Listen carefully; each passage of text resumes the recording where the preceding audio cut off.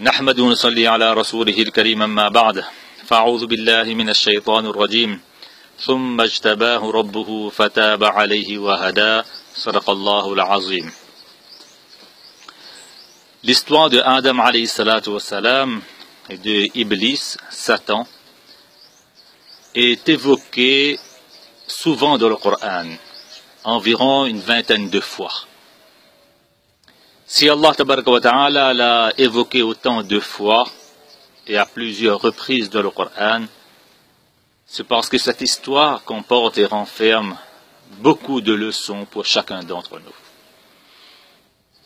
Voyez, Adam alayhi salatu wassalam a commis une erreur très connue. Il a mangé dans le paradis le fruit qui lui avait été interdit.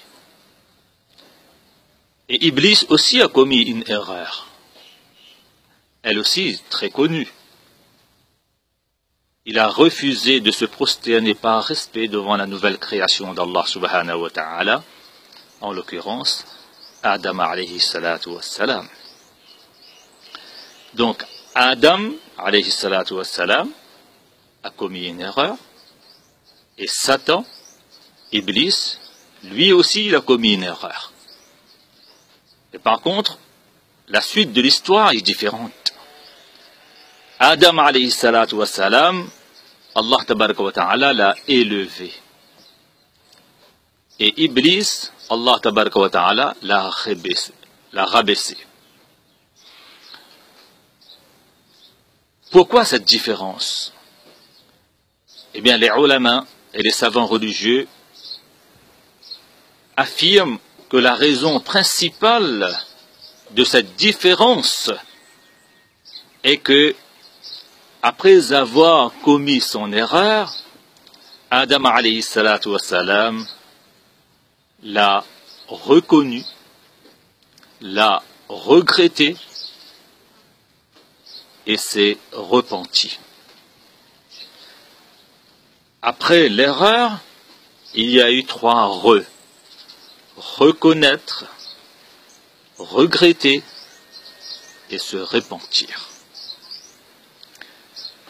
Tandis que Iblis, après avoir commis son erreur, eh bien,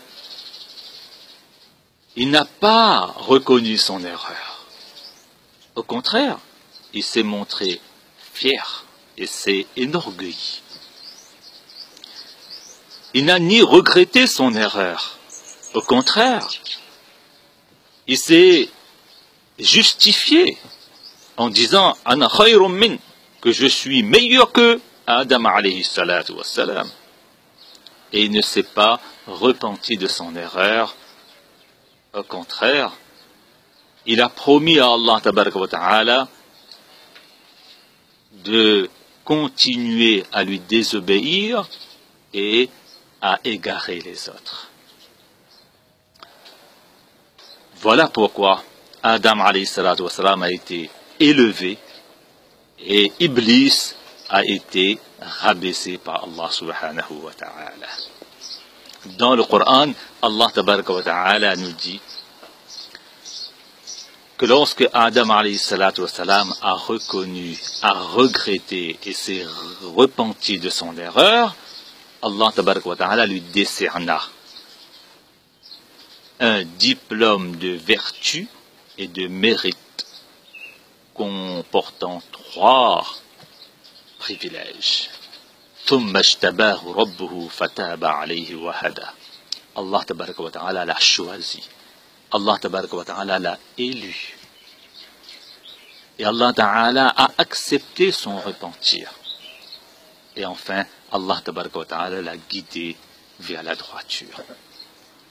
Tandis que Shaitan, Allah tabaraka wa ta'ala l'a décerné un diplôme de blâme et de reproche comportant trois choses. قال فاخرج منها فإنك رجيم وإن عليك اللعنة إلى يوم الدين. Allah tabaraka wa ta'ala l'a expulsé de sa cour. Allah tabaraka wa ta'ala l'a lapidé et Allah tabaraka wa ta'ala l'a maudit. Expulsion, lapidation et malédiction. Par là, nous voyons que l'erreur elle-même n'est pas une horreur, mais c'est la conduite qu'on aura après l'erreur qui déterminera si l'erreur est un échec ou une réussite. Donc si après l'erreur, on se comporte comme Adam alayhi salatu wassalam, eh bien on a un bon avenir. Mais si après l'erreur, on se conduit comme Iblis, Satan, eh bien on peut s'attendre à un mauvais avenir.